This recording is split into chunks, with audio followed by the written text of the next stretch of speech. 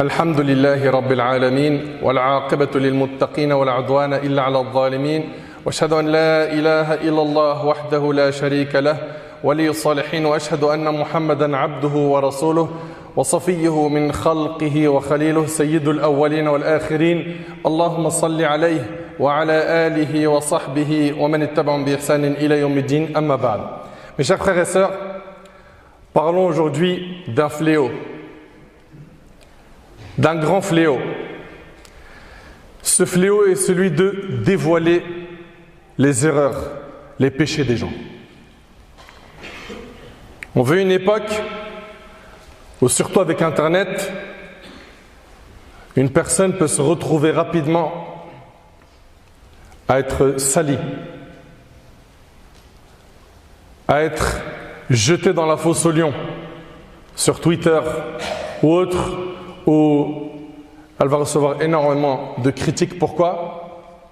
Parce qu'on a dit sur elle qu'elle fait ceci et cela comme péché. Alors il se peut que ce soit véridique et il se peut que ce soit un mensonge. Quoi qu'il en soit, malheureusement, surtout sur Internet, les gens ne vérifient rien.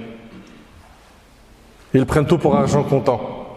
Et du jour au lendemain, quelqu'un peut se retrouver ruiné dans sa réputation. Il se peut que c'était quelqu'un de très pieux, qui n'avait rien à voir avec ce monde. On lui a collé une rumeur et on l'a sali. Et il se peut que ce soit un pécheur ou une sœur qui est tombée dans le péché. Mais est-ce une raison, quand tu vois quelqu'un qui est désobéissant, de le noyer, de l'enfoncer? Ou plutôt le réflexe du musulman doit être de lui tendre la main pour l'aider à se relever, à se repentir, à se rapprocher d'Allah. Malheureusement, certains aident le diable à détruire les gens. Au lieu de l'aider à revenir vers Allah, à revenir repentant, nadim, taïb, qui regrette, qui se repent, non. Ça devient le sujet d'une discussion qui fait la tendance sur les réseaux sociaux, tout le monde en parle, et on salit l'honneur des gens aujourd'hui très facilement. Et ça, c'est une chose qui est très très grave. Et notre religion, elle nous enseigne de cacher les défauts de nos frères, de cacher les défauts de nos sœurs, d'aller les voir, de les conseiller, de les aider à se réconcilier avec leur religion, de se réconcilier avec leur identité islamique, de réparer les torts qu'ils ont commis. Et alhamdulillah, dans notre religion, à chaque fois qu'il y a un problème, il y a des solutions. Pour commencer la khutbah, on ne va pas parler d'abord, dans un premier temps, de ceux qui dévoilent les péchés des autres. On va parler déjà de ceux qui dévoilent leurs propres péchés. Inna lillahi wa inna ilayhi raji'un. Qu'est-ce que c'est grave et qu'est-ce que ça s'est banalisé aujourd'hui? Il fume, il boit, il a un joint dans la main, il ne le cache pas, il le montre, mais c'est pas il le montre simplement, il poste ça sur Internet. Ça s'appelle al-jahr bil-fisq. C'est quoi ça? Ça, c'est montrer au grand jour sa perversion. Ou bien quelqu'un ne l'a pas vu faire telle ou telle désobéissance et il va le raconter. J'étais à l'hôtel, j'ai commis ça avec une femme. Donc ce sont des gens qui vont dévoiler eux-mêmes leurs propres péchés. À ces gens-là, écoutez attentivement ce qui suit. D'après Abu Hurayra radiyallahu anhu, le prophète alayhi salatu wassalam a dit: toute ma communauté peut bénéficier du pardon d'Allah, sauf, écoutez bien s'il vous plaît, toute ma communauté peut bénéficier du pardon d'Allah, sauf al-mujahirin, ceux qui font des péchés en public.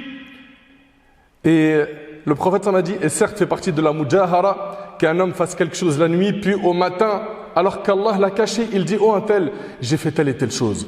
Certes, il a passé la nuit en étant caché par son Seigneur, et le matin, il découvre ce que son Seigneur a caché. Certes, il a passé la nuit en étant caché par son Seigneur, et le matin, il découvre ce que son Seigneur a caché.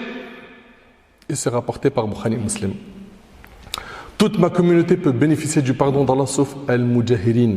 Al-mujahara désigne le fait de faire des péchés en public ou d'en informer les gens des péchés que l'on a fait lorsqu'on était seul. Le prophète sallallahu alayhi wa sallam, il dit: toute ma communauté peut bénéficier du pardon d'Allah sauf cela. Toi, tu veux pas le pardon d'Allah? Tout ça pourquoi? T'as acheté une réputation? Qu'on dise de toi que ce qu'on entend aujourd'hui, il gère, bonhomme dans le haram. Où s'écrit dans le livre d'Allah dans la sunna du prophète alayhi salatu wassalam, qu'être un bonhomme, c'est désobéir à Allah. Ou tu as juste pris des codes dictés malheureusement par des gens égarés et tu en as fait des principes de vie, malheureusement. Qu'Allah subhanahu wa ta'ala améliore la situation de nos frères et de nos sœurs. Ahibati fillah, après avoir parlé de ceux qui divulguent leurs péchés au grand jour, parlons maintenant de ceux dont leur passe-temps, c'est de chercher les erreurs des autres.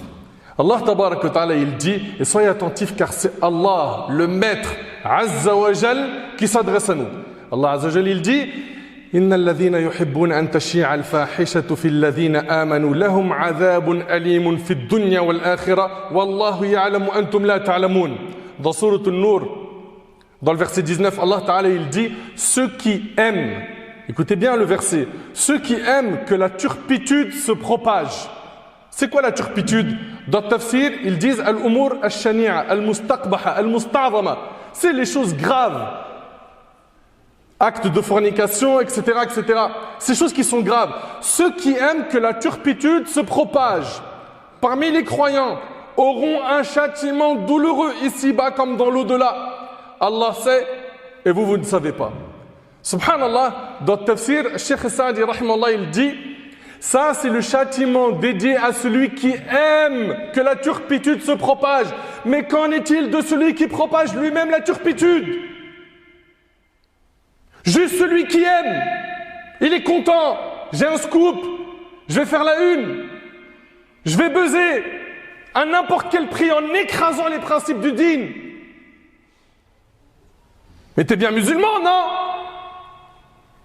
C'est quoi pour toi l'islam? Jeûner le ramadan? C'est quoi de temps en temps aller faire une umrah et te prendre en story du matin au soir là-bas? C'est quoi le dîn pour vous? C'est quoi l'islam? Ces gens-là n'ont pas honte d'Allah. Et je les invite à se repentir rapidement. Alhamdulillah, la porte du repentir, elle est encore ouverte. Ces gens-là qui aiment, on parle bien de quelqu'un qui aime, on ne parle pas de quelqu'un qui involontairement, en faisant quelque chose de maladroit, il a sali l'honneur de quelqu'un. Lui aussi doit réparer ce qu'il a fait. D'accord? On parle de celui qui, volontairement, de son cœur, aime le mal. Qu'Allah subhanahu wa ta'ala améliore notre situation. Mes chers frères et sœurs, Allah tabarak wa ta'ala nous dit لَقَدْ كَانَ لَكُمْ فِي رَسُولِ اللَّهِ أُسْوَةٌ حَسَنَةٌ. En effet, vous avez dans le messager d'Allah un excellent modèle à suivre. Et Allah tabarak wa ta'ala nous dit au sujet du prophète alayhi salatu wa salam لَقَدْ جَاءَكُمْ رَسُولٌ مِّنْ أَنفُسِكُمْ عَزِيزٌ عَلَيْهِ مَا عَنِتُّمْ حَرِيصٌ عَلَيْكُمْ بِالْمُؤْمِنِينَ رَءُوفٌ رَحِيمٌ. Certes, un messager pris parmi vous est venu à vous, auquel pèsent lourd les difficultés que vous subissez, qui est plein de sollicitude pour vous, qui est compatissant et miséricordieux envers les croyants. Mes chers frères et sœurs, le prophète alayhi salatu wassalam a été de bons conseils pour sa communauté. C'est le meilleur exemple. Il a été bon envers la Ummah. Il nous a voulu du bien. Il nous a recommandé le bien. Et ici, regardez. Selon Abu Hurayra radiyallahu anhu, le prophète a dit, il n'est personne qui couvre les défauts de son prochain dans ce bas monde, dont Allah ne lui couvre les siens le jour de la résurrection. Tu couvres les défauts de ton frère ou de ta sœur sur terre, Allah il couvrira les tiens le jour du jugement. Et wallahi al-azim, on a tous besoin qu'Allah il nous couvre nos péchés le jour du jugement. Tous, sans exception. Qui parmi vous aimerait être dévoilé le jour du jugement? Qui aimerait qu'aux yeux de l'humanité entière, tu sois dévoilé? Qu'on voit ta vraie image, ce que tu cachais comme péché en secret, ce que tu faisais de haram. Qui? Si tu veux cette récompense, celle de voir tes défauts cachés, commence par cacher les défauts des gens. Et selon Abu Hurayra radiyallahu anhu, le prophète a dit, celui qui couvre un musulman, Allah le couvre dans ce monde et dans l'autre. Rapporté par Muslim, dans le premier hadith, il est couvert que le jour du jugement. Et dans le deuxième, on voit que même sur terre, Allah il te couvre. Et comprenez, ahibati fillah, que celui qui s'amuse, ou celle qui s'amuse, à rechercher les erreurs, les défauts des gens, pour les montrer sur le net, pour les diffuser autour de lui, pour salir quelqu'un de la famille, pour déchirer son honneur, tôt ou tard, ça lui tombera dessus. Est-ce que ce sont mes paroles? Sois attentif. Selon Abu Barz al-Aslami, le prophète a dit, ô vous qui avez cru avec vos langues, alors que la foi n'a pas encore pénétré votre cœur, ne médisez pas des musulmans et ne cherchez pas les défauts de vos frères. Qui dit ça? Ça, c'est les enseignements de notre religion. Et ne cherchez pas les défauts de vos frères, car quiconque cherche les défauts de son frère en islam, Allah cherchera les siens. Vous savez, ça veut dire quoi ça? Ça veut dire qu'Allah, il va le dévoiler. Allah tabarak wa ta'ala va te dévoiler si tu continues sans te repentir. Et celui dont Allah cherche ses défauts, il l'humiliera en mentionnant ses défauts, même ceux qu'il a commis seul dans sa demeure. Le hadith, il est rapporté par Abu Daoud. Ça veut dire quoi? Ça veut dire que cette personne-là, elle sera dévoilée. Ou, dans le sharh, ils disent, dans l'explication du hadith, il sera dévoilé le jour du jugement. Parmi ce qui a été dit, c'est ça. Le jour du jugement, il sera dévoilé. Les gens, ils verront tous les péchés qu'il a commis. Tu vas être de cela. Et il nous dit ici, et il sera dévoilé même s'il était seul dans sa maison. Allah subhanahu wa ta'ala l'humiliera. Pourquoi? Parce que ce sont des gens qui cherchent les défauts des autres. Et selon Muawiyah radiyallahu anhu, le prophète a dit, si tu cherches les défauts des gens, tu les corrompras, ou tu n'es pas loin de les corrompre, rapporté par Abu Daoud. Ça veut dire quoi exactement? Le prophète dit, si tu cherches les défauts des gens, tu les corrompras. C'est-à-dire, tu les pousseras à désobéir avec audace. En fait, le fait de voir le péché de quelqu'un et le dévoiler, cela les conduira à ne plus éprouver de pudeur envers toi. Et qu'est-ce qu'ils vont faire? L'étape d'après, ça va les pousser à désobéir à Allah avec audace. Je le fais devant tout le monde et après, il y a quoi? Donc regardez ce qu'il nous dit le prophète. Si tu cherches les défauts des gens, tu les corrompras ou tu n'es pas loin de les corrompre. Et regardez le comportement du prophète. D'après Abdullah ibn Mas'ud, un homme vint trouver le messager d'Allah et il lui a dit: ô messager d'Allah, j'ai abusé d'une femme sans avoir eu de rapport avec elle. Il s'agit bien de moi. Applique sur moi la sentence que tu souhaites. Omar lui a dit: Allah a couvert ta faute. Pourquoi ne l'as-tu pas cachée? Le prophète n'a pas répondu. L'homme se releva et s'en alla. Mais le prophète demanda à un homme de le rappeler. Et il lui récita le verset: وَأَقِمِ الصَّلَاةَ طَرَفَيِ النَّهَارِ وَزُلَفًا مِنَ اللَّيْلِ إِنَّ الْحَسَنَاتِ يُذْهِبْنَ السَّيِّئَاتِ ذَلِكَ ذِكْرًا لِلذَّاكِرِينَ. Et accomplis la salat aux deux extrémités du jour et à certaines heures de la nuit. Les bonnes œuvres dissipent les mauvaises. Les bonnes œuvres, fais des bonnes œuvres après les péchés, celles-ci effaceront les mauvaises. Cela est une exhortation pour ceux qui réfléchissent. Un homme de l'assemblée dit: ô prophète d'Allah, est-ce exclusivement pour lui? Le prophète a dit non, mais ceci est valable pour tout le monde, rapporté par Muslim. On voit ici que le prophète il trouve une solution à celui qui vient lui dire: j'ai fait un péché. Et nous, au lieu de lui trouver une solution, on le dévoile, on l'humilie, on l'affiche partout, on fait tourner les vidéos et les photos qui montrent sa désobéissance. Inna lillahi wa inna ilayhi raji'un. Je me pose la question, mais ces personnes-là qui se disent musulmanes, quel islam vous pratiquez? Vous pratiquez quel islam? Quelles règles vous respectez? On voit ici une solution prophétique. Tu as fait des péchés, fais des bonnes actions, celles-ci effaceront les mauvaises. Et d'après Abdullah ibn Amr radiyallahu anhu an jami' as-sahaba, j'ai vu le prophète faire le tawaf. Il tournait autour de la Kaaba. Autour de la Kaaba et disait: comme tu es pur, il dit à qui? À la Kaaba. Comme ton parfum est bon, comme tu es grande et comme ton caractère sacré est grand, je jure par celui qui détient l'âme de Mohammed dans sa main, le caractère sacré du croyant, de son argent, de son sang, du fait de ne penser de lui que du bien, sont auprès d'Allah plus grands que ton caractère sacré, rapporté par Ibn Majah. Comprends de ce hadith que détruire la Kaaba, c'est moins grave que de toucher à l'honneur d'un croyant. Et le hadith, il est authentique. Tu arrives à imaginer détruire la Kaaba? T'as vu l'image? Détruire la Kaaba, c'est moins grave que de toucher à l'honneur d'un croyant ou d'une croyante. Et aujourd'hui, ils ont une facilité à quoi? À diffuser des vidéos, des photos de certains de nos frères, de certaines de nos sœurs dans le péché. Au lieu de les couvrir, au lieu de les conseiller, au lieu de leur tendre la main, non! On les enfonce, on aide le diable à les détruire. La hawla wa la quwwata illa billah, qu'Allah subhanahu wa ta'ala il améliore notre situation. On a donc aujourd'hui des gens qui ne cachent pas les défauts des autres. On a même des gens qui vont inventer des rumeurs sur d'autres. Ils vont leur coller des étiquettes qu'ils n'ont pas. Ils vont traiter quelqu'un de voleur alors qu'il ne l'est pas, de menteur alors qu'il ne l'est pas, de fornicateur alors qu'il ne l'est pas, de mangeur de riba alors qu'il ne l'est pas, d'innovateur, d'égaré, alors que c'est faux. À tous ceux qui collent des étiquettes aux gens rapidement sans se soucier des conséquences que cette chose aura le jour du jugement, ouvrez bien vos oreilles. D'après Abdullah ibn Umar radiyallahu anhu, le prophète a dit: quiconque dit sur un croyant ce qu'il n'y a pas en lui.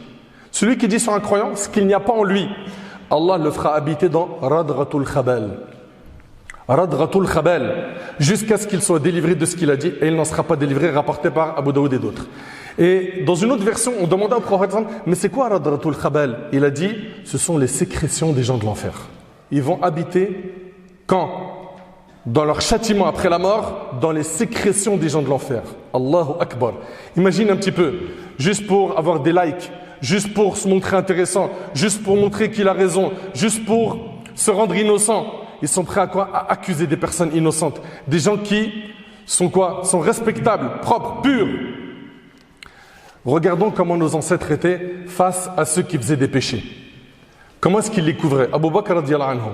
On sait que c'est le meilleur compagnon après le prophète alayhi salatu wassalam, n'est-ce pas? Abu Bakr radiyallahu anhu, c'est le meilleur compagnon parmi les sahaba, parmi les compagnons. Il dit, si je ne trouvais que mon vêtement pour couvrir le voleur, le fornicateur et le buveur de vin, je lui aurais donné. Si je trouvais que mon vêtement pour couvrir qui?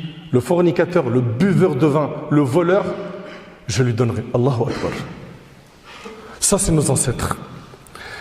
Et dans une histoire que Ibn Sa'd il rapporte selon Sha'bi, Omar al-Khattab radiyallahu anhu, il était chez lui et il avait avec lui Jarir ibn Abdullah, c'est un compagnon. Et Omar al-Khattab, il a senti l'odeur d'un gaz, donc de quelqu'un qui a eu un gaz. Il a donc perdu les ablutions. Il a dit, Omar a dit, cette personne qui a perdu les ablutions, qu'elle parte refaire les ablutions. Et vous êtes d'accord que c'est humiliant qu'une personne sorte de l'assemblée et va faire les ablutions. Pourquoi? Parce que là on sait que c'est elle qui a eu ce gaz. Jarir ibn Abdullah, il a dit au prince des croyants, il parle à Omar al-Khattab. Il lui dit, est-ce que c'est pas mieux que tout le monde aille faire les ablutions dans l'assemblée? De cette manière, on couvre cette chose qui n'est pas un péché, mais qui est quelque chose voilà, dont on a honte. Et là, qu'est-ce qu'il a dit? Omar radiallahu ta'ala anhu, il a dit qu'Allah te fasse miséricorde. Quelle bonne personne. Omar radiallahu anhu a dit qu'Allah te fasse miséricorde. Quelle bonne personne tu as été avant l'islam et quelle bonne personne tu es aujourd'hui dans l'islam. Vous voyez? Selon Uqba ibn Amr, le prophète sallallahu alayhi wa sallam a dit quiconque voit un défaut et le cache est comme celui qui a redonné la vie à une fillette enterrée vivante, rapportée par l'imam al-Suyuti. Aïcha radiallahu ta'ala anha. Aïcha radiallahu anha, une femme est venue la voir et elle lui a dit que un parmi les hommes qui louait une bête pour les rites du pèlerinage, il a touché son pied pendant qu'elle était en état de sacralisation dans les rites du pèlerinage. Et là, qu'est-ce qu'elle lui a dit? Aïcha radiallahu anha lui a dit cache-le, cache-le, cache-le, couvre-le, couvre cette erreur, couvre, ne dévoile pas cela. Et elle a détourné son visage d'elle en faisant un geste de la main également et elle a dit ô femmes des croyants, si une parmi vous commet un péché, qu'elle n'en informe personne et qu'elle demande pardon à Allah, qu'elle se repente à Allah, car, écoutez bien, car les serviteurs, les gens, les humains, humilient et ne changent rien, ils ne changent pas les gens. Alors qu'Allah change les gens et il n'humilie pas. Alors qu'Allah change les gens et n'humilie pas. Mes chers frères, mes chères sœurs, voilà comment on doit se comporter avec un désobéissant. On le couvre. D'accord? Mais attention, ici il y a deux types de désobéissants. Il y a celui qui va désobéir en secret. Lui, tu dois le couvrir. D'accord? C'est une obligation religieuse, tu le couvres. Tu ne montres pas son péché, tu le conseilles. Tu lui parles, tu lui ramènes des arguments pour l'aider à remonter la pente. Par contre,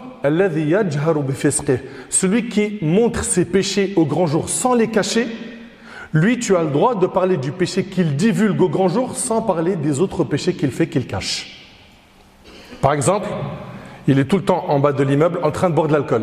Si tu dis, vous voyez un tel qui boit de l'alcool, comme c'est une chose dont il ne se cache pas, là tu n'as pas commis un tort. Ok? Et quand vous parlez de ce type de personnes-là, n'en parlez pas comme ça pour passer votre temps.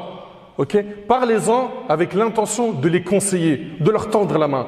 Nous, on a une facilité à, subhanallah, anéantir quelqu'un, lui détruire sa réputation. Mais quelle difficulté on a à tendre la main à quelqu'un qui désobéit. Et pourtant, c'est ça que la religion nous demande de faire. Comment faire pour arrêter de vivre avec ce péché qui ronge le cœur de certains, qui fait partie intégrante de la vie de certains? Ils vivent avec le fait de dévoiler les péchés des gens. La première des choses, premièrement, apprends à avoir des bons soupçons. Pense du bien de tes frères. D'accord? Pense du bien de tes frères. Quand tu entends une rumeur, elle n'est pas avérée, okay? Tu n'as pas de preuve, il n'y a pas de factuel, tu n'as qu'une seule version sur deux. Apprends d'abord à penser du bien. Ou du moins, ne te prononce pas tant que tu n'as pas le dossier en main complet. Tout prononce pas. Mais c'est pas ce qu'ils font aujourd'hui. Copier-coller, envoie, copier-coller. We were in love that never meant to stay. Some things are real, even when they fade.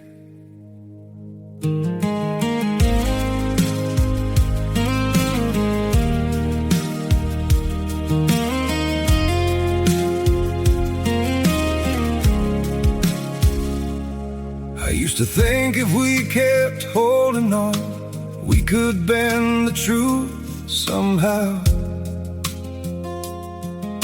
But love can't fight what's pulling us apart, and it's breaking us down now.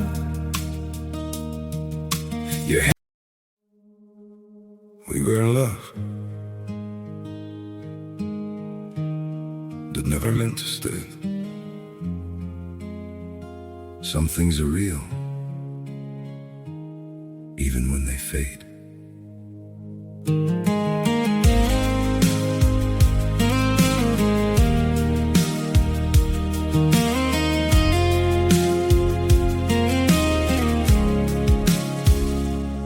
I used to think if we kept holding on, we could bend the truth somehow. But love can't fight what's pulling us apart, and it's breaking us down now.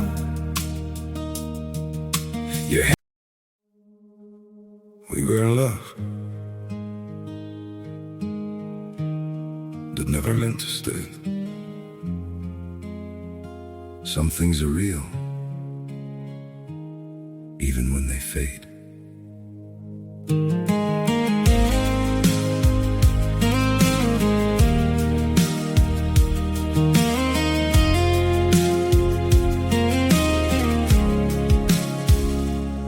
I used to think if we kept holding on, we could bend the truth somehow. But love can't fight what's pulling us apart, and it's breaking us down now.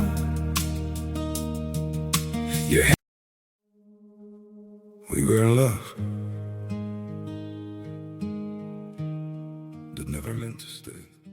Envoie, j'ai le scoop. Allah tabarak wa ta'ala, il dit Ya ayyuhalladhina amanu ijtanibu kathiran min adh-dhann inna ba'da adh-dhanni ithm. Ô vous qui avez cru, évitez de trop conjecturer sur autrui, car une partie des conjectures est péché. Et le prophète alayhi salatu wassalam a dit méfiez-vous de la présomption, car la présomption est le parler le plus mensonger. Hadith, il est rapporté par Muslim. Omar ibn Khattab radiyallahu anhu, il a dit n'ayez que de bonnes présomptions, c'est-à-dire pense que du bien à propos de paroles dites par votre frère en Allah, et trouvez-lui un support dans le bien. Il a dit une parole qu'on peut interpréter bien, mal, essaye de lui trouver une excuse. Ja'far ibn Muhammad, rahimahullah, il a dit trouve pour ton frère 70 excuses. Deuxièmement, après avoir parlé de bons soupçons, rappelle-toi que ta langue elle peut t'emmener en enfer. Le prophète il a dit celui qui se tait a réussi. Tais-toi. Taisez-vous. Non, on est obligé de quoi? De parler des défauts des autres, des erreurs des autres, subhanallah. Et le prophète a dit celui qu'Allah a préservé du mal, de ce qu'il a entre ses mâchoires, donc sa langue, et ce qu'il a entre ses deux jambes, entrera sûrement au paradis, rapporté par le Tirmidhi. Ibn Mas'ud disait la chose qui mérite le plus l'emprisonnement, c'est la langue. Troisièmement, on a dit donc le bon soupçon. 2, tais-toi, maîtrise ta langue. 3, arrête de transférer, de copier-coller tout ce que tu reçois et de diffuser. Tu vérifies même pas. Tu vois que c'est quelque chose qui n'est pas utile ou que c'est quelque chose qui peut détruire, que c'est un péché, que c'est une désobéissance. Non, on a ce réflexe de copier-coller ou bien on met ça sur Internet. Arrêtez. Le prophète m'a dit, il suffit à la personne comme mensonge de transmettre tout ce qu'elle entend rapporté par l'imam musulman. Également, occupe-toi de tes propres défauts. Et si tu te concentres dessus, tu n'auras plus le temps de regarder les défauts des gens. Selon Anas ibn Malik, le prophète m'a dit Touba, Touba, une grande récompense à ceux qui sont occupés de leurs propres défauts au détriment des défauts des autres. Rapporté par l'imam As-Souti. Et pour finir, repens-toi. Demande à Allah tabarak wa ta'ala qu'il te pardonne. Et le repentir a des conditions. On va les citer après ces quelques versets. Ya ayyuhalladhina amanu tubu ila Allahi tawbatan nasuha. Asa rabbukum an yukaffir ankum sayyi'atikum wa yudkhilkum jannatin tajri min tahtiha al-anhar. Ô vous qui avez cru, repentez-vous à Allah d'un repentir sincère. Il se peut que votre Seigneur vous efface vos fautes et qu'il vous fasse entrer dans des jardins sous lesquels coulent les ruisseaux. Le paradis pour l'éternité. Allah Ta'ala il dit Huwa alladhi yaqbalu at-tawbata an ibadihi wa ya'fu 'an as-sayyi'at. C'est lui qui agrée de ses serviteurs le repentir, pardonne les méfaits et c'est ce que vous faites. Allah Ta'ala il dit فَمَنْ تَابَ مِنْ بَعْدِ ظُلْمِهِ وَأَصْلَحَ فَإِنَّ اللَّهَ يَتُوبُ عَلَيْهِ إِنَّ اللَّهَ غَفُورٌ رَحِيمٌ. Mais quiconque se repent après son tort et se réforme, Allah accepte son repentir, car Allah est certes pardonneur et miséricordieux. Pour te repentir, il faut que tu regrettes sincèrement de ton cœur le péché que tu as commis. 2, tu t'en détaches dans l'immédiat. C'est-à-dire quoi? Je ne le fais plus. 3, tu es déterminé à ne plus le refaire. 4, s'il s'agit de l'honneur de quelqu'un que tu as sali, là où tu vas parler de lui en mal, tu vas parler de lui en bien. Et tu vas demander pardon à Allah. Et tu lui demandes des excuses également. Pourquoi? Parce que tu as ruiné sa réputation ou que tu as sali sa réputation. Ça, c'est notre devoir religieux. Par contre, s'il n'est pas au courant que tu as parlé de lui ailleurs que dans une petite assemblée, eh bien juste dans cette petite assemblée, tu devras faire quoi? Le même travail, dire du bien de lui dans l'endroit où tu as dit du mal de lui. Ok? Parmi les signes qui prouvent qu'Allah a accepté de te repentir, c'est qu'après le repentir, tu fais des bonnes actions. Deuxièmement, que tu as toujours peur et tu es dans la crainte de retomber dans le péché et de désobéir à Allah et de t'attirer sa colère. Et donc tu es toujours quoi? Très vigilant. Également, tu es parmi ceux qui regrettent à chaque fois qu'ils pensent à ses péchés, au péché, sans bien évidemment que ce regret te pourrisse ta vie et t'empêche de te projeter et d'avancer et quoi? Et de tout simplement mener une vie pieuse et vertueuse. Alhamdulillah, la porte du repentir, elle est toujours ouverte. Nous sommes toujours en vie. Allah subhanahu wa ta'ala connaît nos manquements et nos péchés. Qu'on se rapproche de lui, qu'on lui demande de l'aide. Parce que sans lui, on ne peut pas faire grand-chose. Et vous savez, il y a beaucoup de gens, quand ils sont dans des épreuves, ils vont voir tous les humains pour aller chercher du soutien, pour aller chercher une parole qui les apaise, pour trouver une solution à leur épreuve. Alors que 2 rak'at, 2 unités de prière, une invocation sincère, en te dirigeant vers le Seigneur des mondes, peut tout régler. J'implore Allah tabaraka wa ta'ala de nous élever spirituellement. J'implore Allah tabaraka wa ta'ala d'améliorer notre situation. J'implore Allah azza wa jal de nous pardonner nos manquements, nos péchés. J'implore Allah tabaraka wa ta'ala de guider, de pardonner tous ceux et celles qui sont tombés dans le fléau que l'on a évoqué aujourd'hui. J'implore Allah subhanahu wa ta'ala de nous accorder une bonne compréhension de la religion et surtout une bonne fin.